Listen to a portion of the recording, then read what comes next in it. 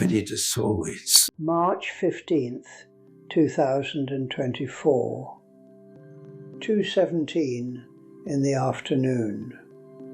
That's when I got the last text from my daughter Sarah. Dad, we can't support this. Don't contact us again. The phone felt heavier than my old toolbox from the Ford plant. I set it down on the coffee table, right next to the wedding photo of me and Margaret. We're both smiling in that picture. I had no idea it would cost me everything else I loved. Let me tell you about the loneliest year of my life and how I traded my family for what I thought was happiness. After Dorothy passed in 2019, this house on Maple Street became a tomb. 43 years we lived here together. Every corner held a memory. The kitchen table where we shared our morning coffee. The porch swing where we watched our grandkids play. The bedroom where she took her last breath, holding my hand and telling me to find joy again, Harold. For 3 years, joy felt impossible. My son Michael would visit every Sunday, bringing the grandkids. Sarah called twice a week, always asking if I needed groceries from Kroger or help with the yard. They were good kids, worried about their old man rattling around in a house too big for one person. But they didn't understand the weight of silence, how it presses down on your chest at 3 a.m. when you reach across the bed and find cold sheets, how the tick of the grandfather clock in the hallway sounds like a countdown to your own funeral. I tried the things widowers are supposed to try, joined the senior centre for their Thursday potluck dinners, sat through interminable games of canasta with folks who only talked about their medications and doctor appointments, went to grief counselling at First Baptist, where Pastor Coleman meant well, but had never buried a spouse. Nothing filled the hole Dorothy left behind. Then my neighbour Earl mentioned something called online dating. Earl, who could barely work his flip phone, had somehow figured out how to meet women on the internet. "It's not like the old days, Harold," he said over our Saturday morning coffee at Denny's. "These sites, they match you with people who actually want companionship, real companionship." I laughed it off. Me, Harold Peterson, 81 years old with arthritis in both knees and hearing aids that whistle when the wind blows wrong. What woman would want that? But loneliness makes you desperate. It makes you willing to try things that would have seemed ridiculous when you had someone to come home to.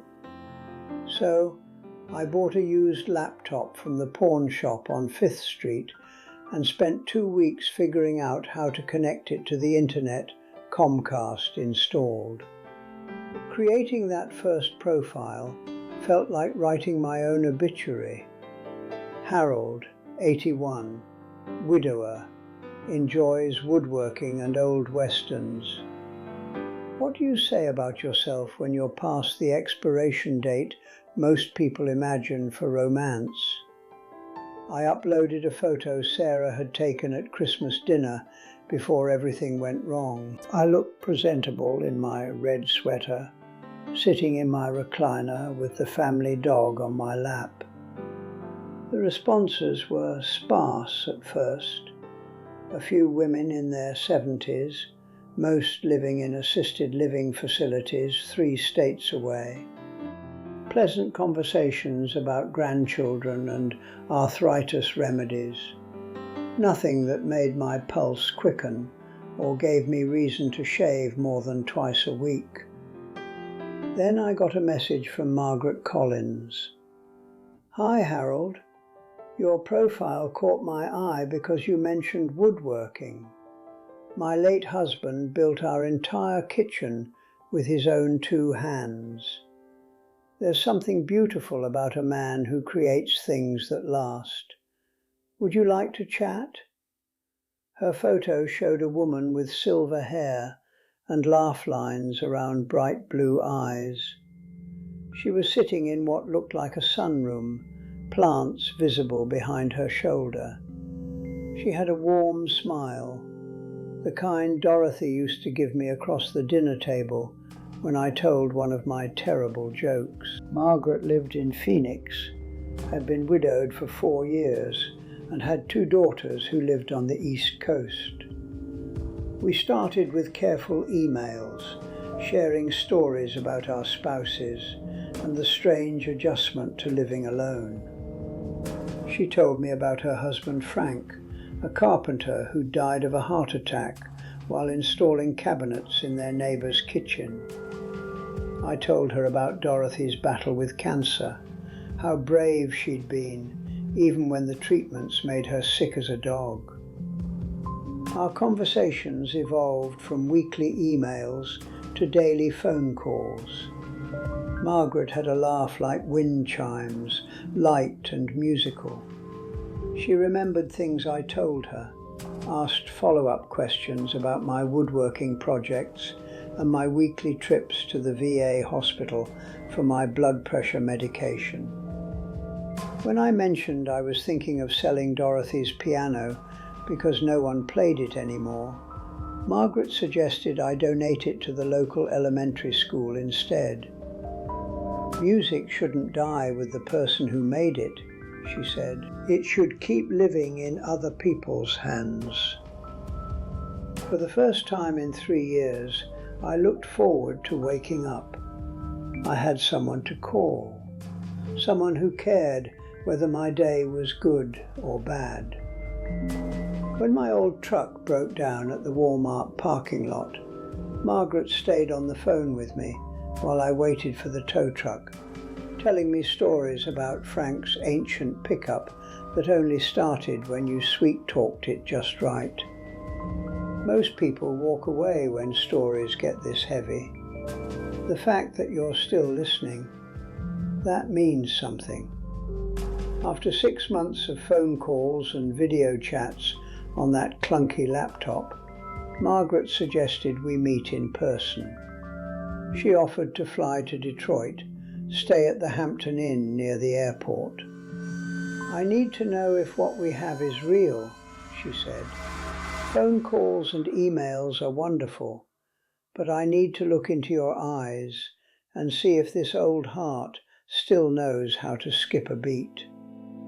I picked her up at Detroit Metro on a Tuesday morning in October. She was smaller than I'd imagined, maybe 5'4" in her sensible shoes, but her smile was exactly the same as in her photos.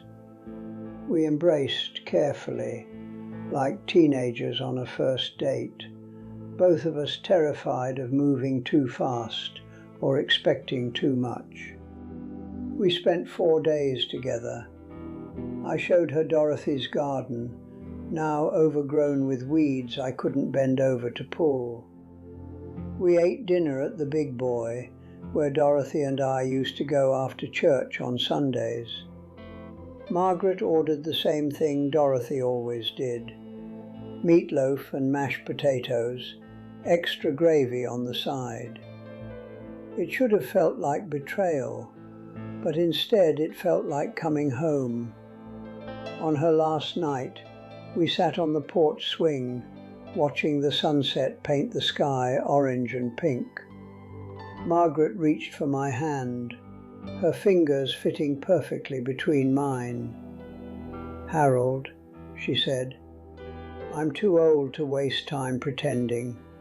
I love you.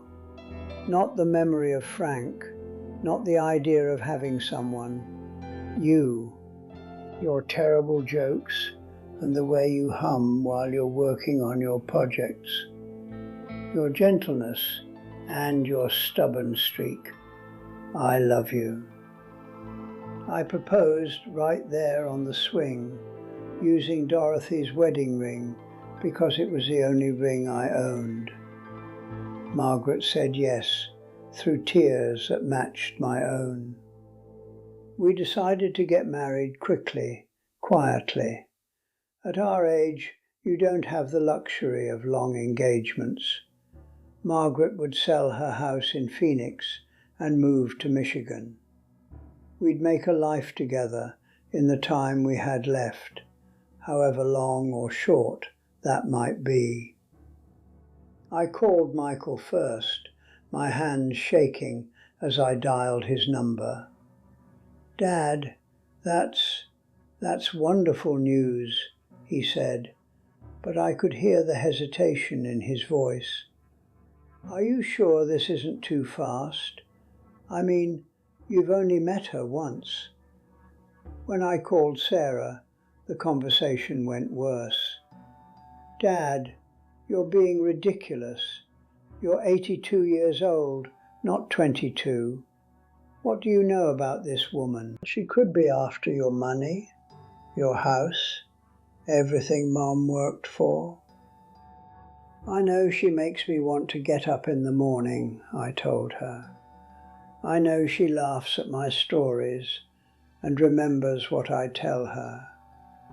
I know I'd rather spend 2 good years with her than 10 empty ones alone." Sarah's voice turned cold. "If you do this, Dad, if you marry some stranger you met on the internet, don't expect us to pretend it's normal. Don't expect us to welcome her into Mom's house and act like she belongs there." The wedding was small, just Margaret and me, Pastor Coleman, and 2 witnesses from the church. I wore the same suit I'd worn to Dorothy's funeral. Margaret wore a simple blue dress and carried a bouquet of daisies from the grocery store. We exchanged vows I'd written on the back of an electric bill envelope, promising to love each other for whatever time God grants us, whether it's 2 years or 20. After the ceremony, we went to Cracker Barrel for dinner. Margaret ordered chicken and dumplings. I got the meatloaf special. We clinked our water glasses together like champagne flutes and laughed at how fancy we felt. That was 8 months ago. Michael attended the wedding, but hasn't spoken to me since. Sarah didn't come at all. Neither did the grandkids. Christmas came and went without the usual family gathering. No Easter dinner with ham and Margaret's attempt at Dorothy's dinner rolls. No birthday calls or Father's Day cards. Margaret tries to fill the silence with her own stories and her daughter's weekly phone calls from Boston and Atlanta. She's patient with my moods, understanding when I stare too long at old family photos or walk past the phone hoping it might ring. But she can't replace what I lost. No one could.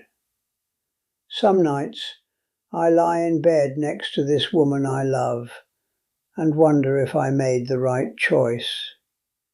Margaret's breathing is different from Dorothy's. Her laugh is lovely, but it's not the laugh that echoed through this house for 4 decades. The grandkids I used to spoil with trips to Dairy Queen and Saturday morning cartoons are growing up without me. Michael's youngest just turned 8. I've missed 2 of her birthdays already. There are more stories I need to get off my chest. If you want to hear them, hit subscribe. I'll be here. The wedding photo Margaret insisted we take sits on the mantelpiece, right next to the last family photo that includes my children. Two different versions of my life, separated by grief and a choice I thought would heal me. Margaret finds me staring at both pictures sometimes. She never asks me to put the family photo away, never suggests we rearrange the furniture to make the house feel more like ours and less like Dorothy's. She understands that love at our age means accepting all the ghosts that come with it. Yesterday, Margaret suggested we start attending a different church. Maybe make some new friends who don't know the whole story. Sometimes a fresh start means leaving the familiar behind, she said. She's probably right. But this house on Maple Street, with its creaky floorboards and the door frame where Dorothy marked the grandkids' height every Christmas, is all I have left of the man I used to be. The man who had Sunday dinners with his family and got phone calls just to chat. The man whose children respected his decisions and trusted his judgment. I don't know if that man was better or worse than who I am now. I only know he's gone, replaced by someone who chose love over loneliness and paid a price I'm still calculating. Margaret is downstairs making dinner, humming while she sets the table for two. In a few minutes, she'll call up the stairs in that musical voice, asking if I want seconds on the pot roast, and I'll go down and sit across from her and remember that some choices can't be undone, only lived with. The silence from my children isn't getting easier to bear. If anything, it's getting heavier, like sediment settling to the bottom of a pond. 8 months of no contact feels like 8 years. Sometimes I dial Michael's number and hang up before it rings, just to see his name on my phone screen. But I married Margaret Collins on a Tuesday afternoon in October, and I meant every word of those vows I scribbled on the back of an electric bill. Love at 82 isn't the breathless romance of youth. It's choosing each day to build something together, knowing time is running short. It's holding hands during doctor appointments and taking turns reading the newspaper aloud when the print gets too small.